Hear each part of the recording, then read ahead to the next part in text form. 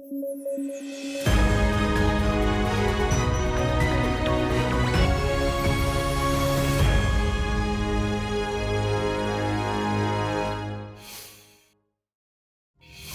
प्रतिभूति और विनिमय बोर्ड यानी सेबी ने हाल ही में T+O निपटान के बीटा संस्करण को लॉन्च करने की मंजूरी दे दी है। T+O निपटान का मतलब है कि लेन-देन के लिए धन और प्रतिभूतियों का निपटान उसी दिन किया जाएगा जिस दिन व्यापार दर्ज किया गया है। वर्तमान में सेबी T+1 निपटान चक्र पर काम करते हैं, जहां निपटान व्यापार के अगले दिन होता है।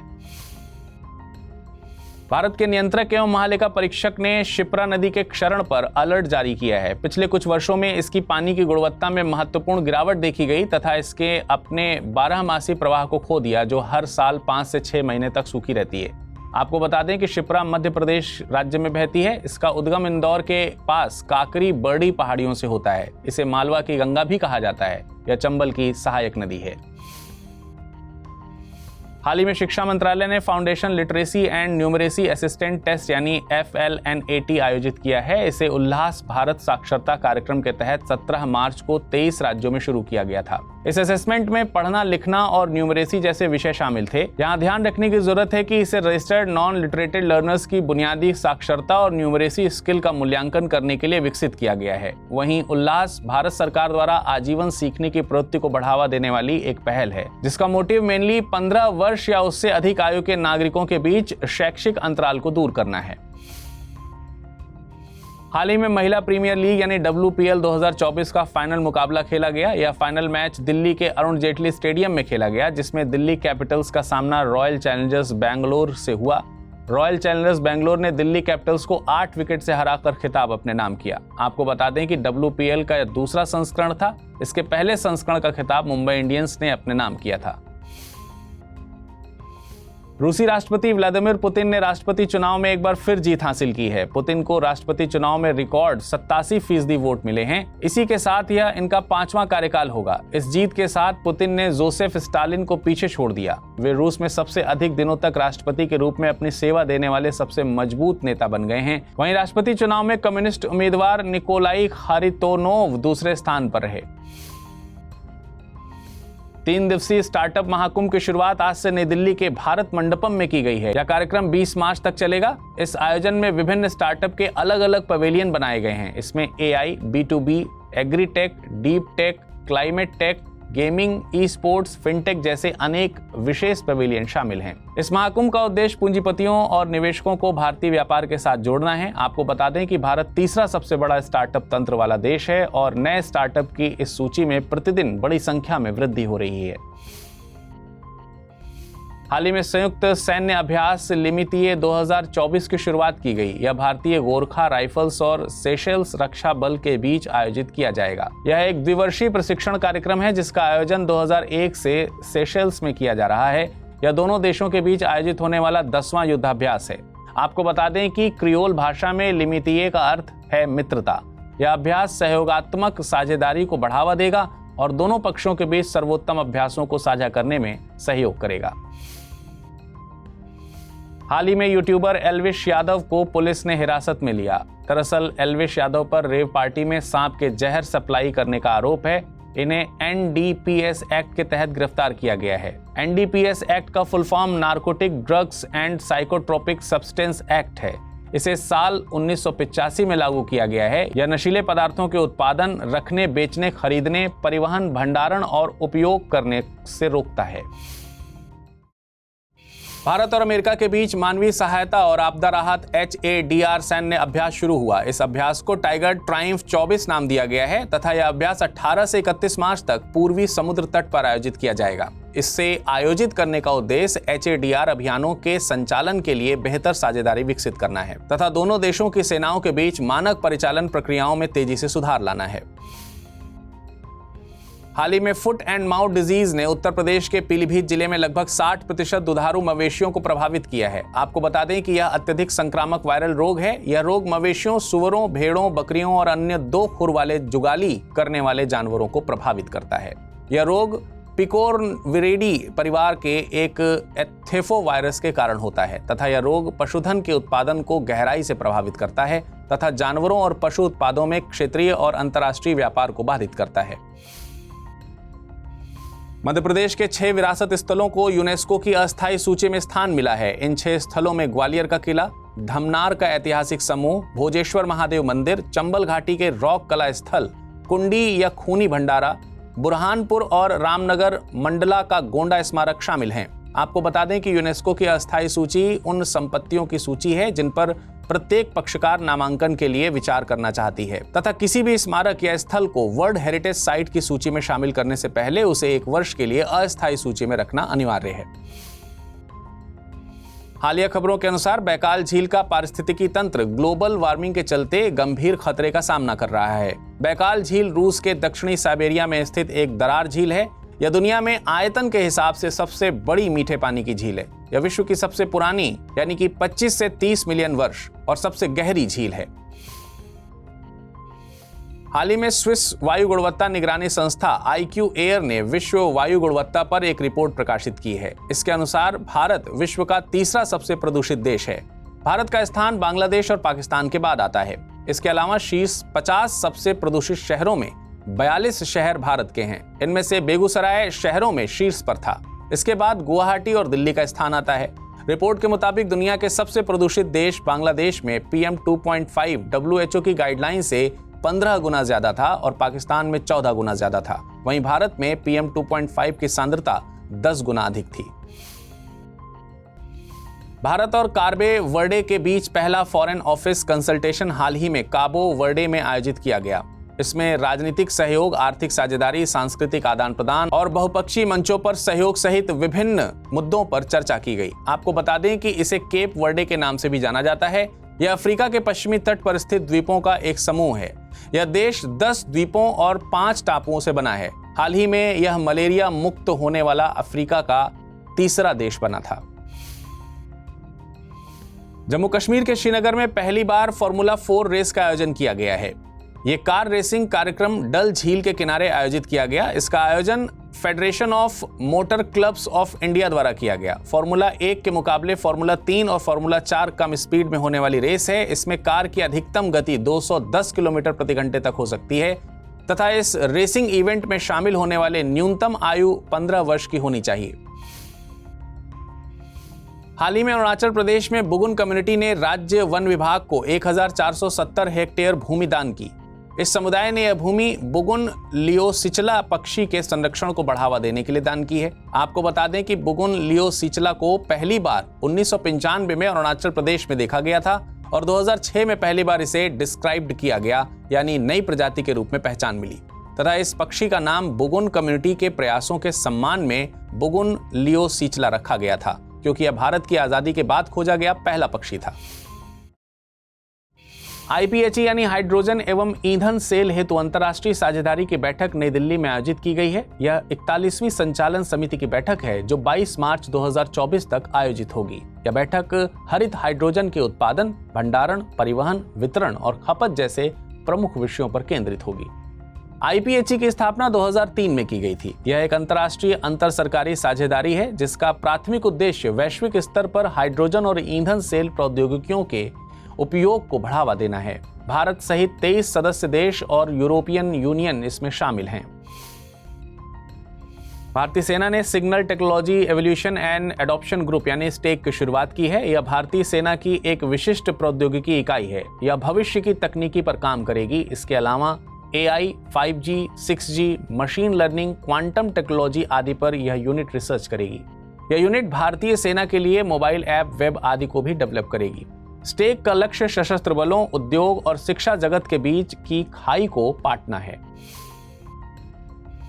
हाल ही में विक्रम साराभाई अंतरिक्ष केंद्र ने एक बहुउद्देशीय ऐप विकसित किया है। इसे सखी नाम दिया गया है। यहाँ सखी से तात्पर्य है space born assistant and knowledge hub for crew interaction. यह ऐप गगनयान मिशन में अंतरिक्ष यात्रियों को कई प्रकार के कार्य करने में मदद करेगा।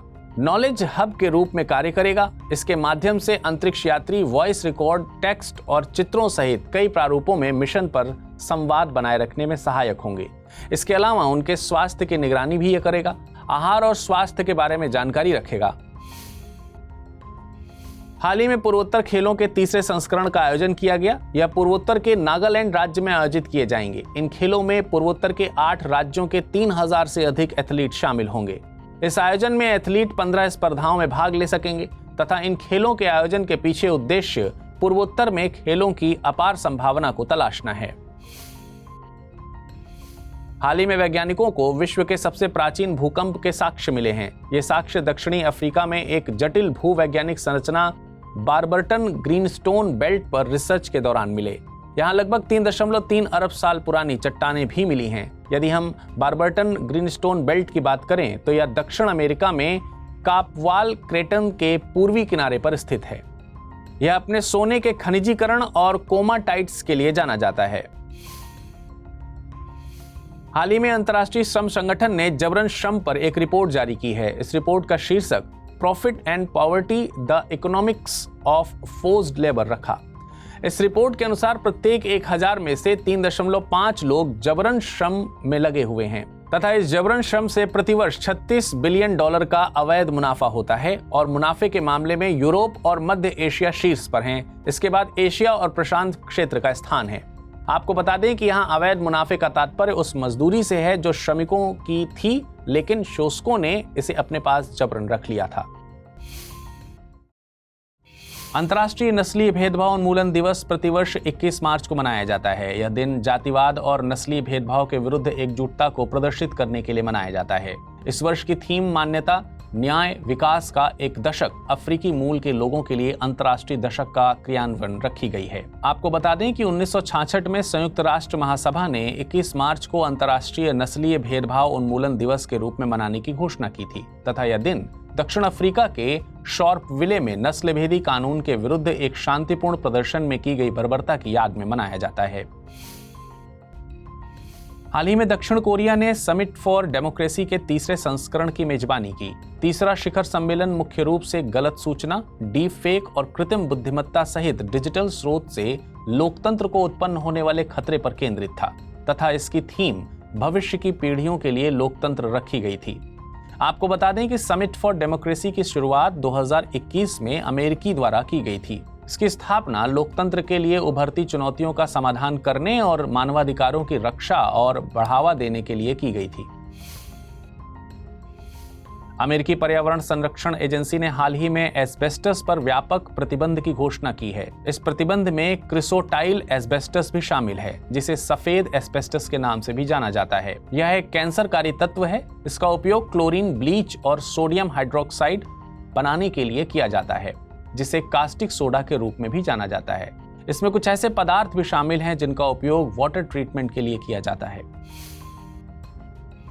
पिछले कुछ समय से रिवर्स फ्लिपिंग शब्द काफी चर्चा में है। इसके चर्चा का कारण पाइन लैब्स, जेप्टो और मीशो जैसी स्टार्टअप कंपनियों के मुख्यालय भारत में स्थानांतरित करने से संबंधित है। रिवर्स फ्लिपिंग एक ऐसा शब्द है जिसका उपयोग विदेशी स्टार्टअप्स द्वारा भारत में अपना निवास स्थान बदलने तथा भारतीय स्टॉक एक्सचेंजों में सूचीबद्ध होने की प्रवृत्ति का वर्णन करने के लिए किया जाता है। आपको बता दें कि आर्थिक सर्वेक्षण 2022-23 में रिवर्स फ्लिपिंग की अवधारणा को मान्यता दी गई थी और इस प्रक्रिया को तेज करने के तरीके प्रस्तावित किए गए थे, जैसे कर छूट, पूंजी प्रवाह आदि के लिए प्रक्रियाओं को सरल बनाना।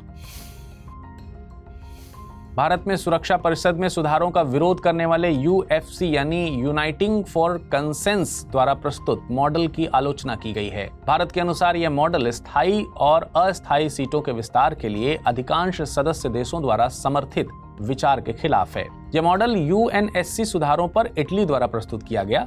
इस मॉडल में 26 सीटों वाली सुरक्षा परिषद का प्रस्ताव किया गया है, जो केवल अस्थायी निर्वाचित सदस्यों की संख्या में वृद्धि का समर्थन करता है। आपको बता दें कि UFC में 12 देश और P5 देश सहित 2 पर्यवेक्षक शामिल हैं।